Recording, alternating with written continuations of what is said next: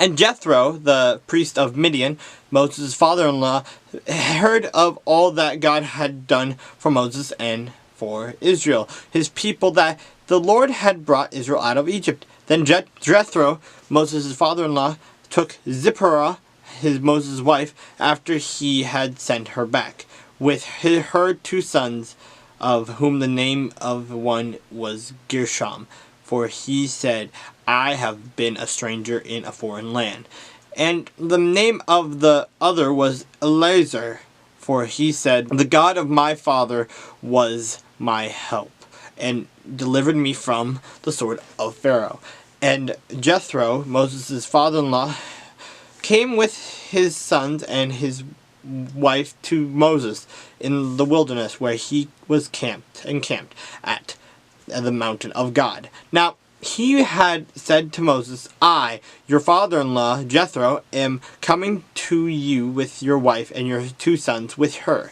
So Moses went out to meet his father-in-law, bowed down and kissed him, and they asked each other about their well-being, and they went into the tent. And Moses told his father-in-law all that the Lord had done to Pharaoh and to the Egyptians for Israel's sake, all the hardship that had come upon them on the way, and how the Lord had delivered them. Then Jethro rejoiced for all the good which the Lord had done for Israel, whom he had delivered out of the hand of the Egyptians. And Jethro said, Blessed be the Lord, who has delivered you out of the hand of the Egyptians and out of the hand of Pharaoh, and who has delivered the people from under the hand of the Egyptians. Now I know that the Lord is greater than all the gods, for you, in the very thing in which they behaved proudly,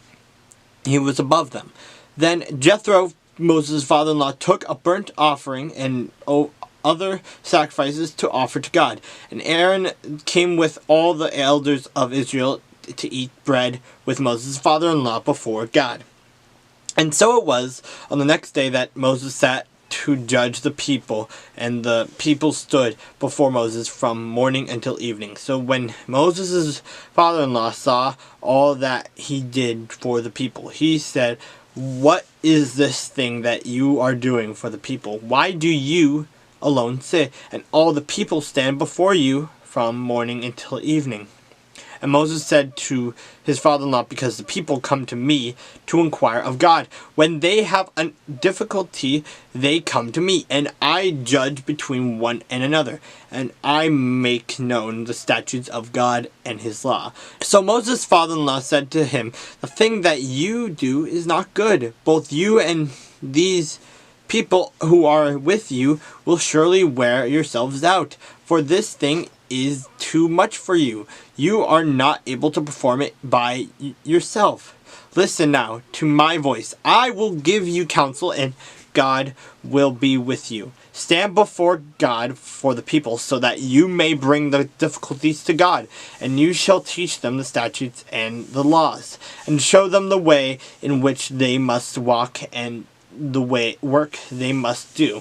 Moreover, you shall select from all the people able men, such as fear God, men of truth, hating covetousness, and place such over them to be rulers of thousands, rulers of hundreds, rulers of 50s, and rulers of 10s, and let them judge the people at all times. Then it will be that every great matter they shall bring to you, but every small matter they themselves shall judge. So it will be easier for you, for they will bear the burden with you.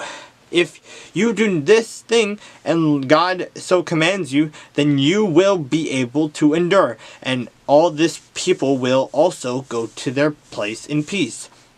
So Moses heeded the voice of his father-in-law, and did all that he had said. And Moses chose able men out of all Israel, and made them heads over the people, rulers of thousands, rulers of hundreds, rulers of 50s, and rulers of 10s. So they judge the people at all times.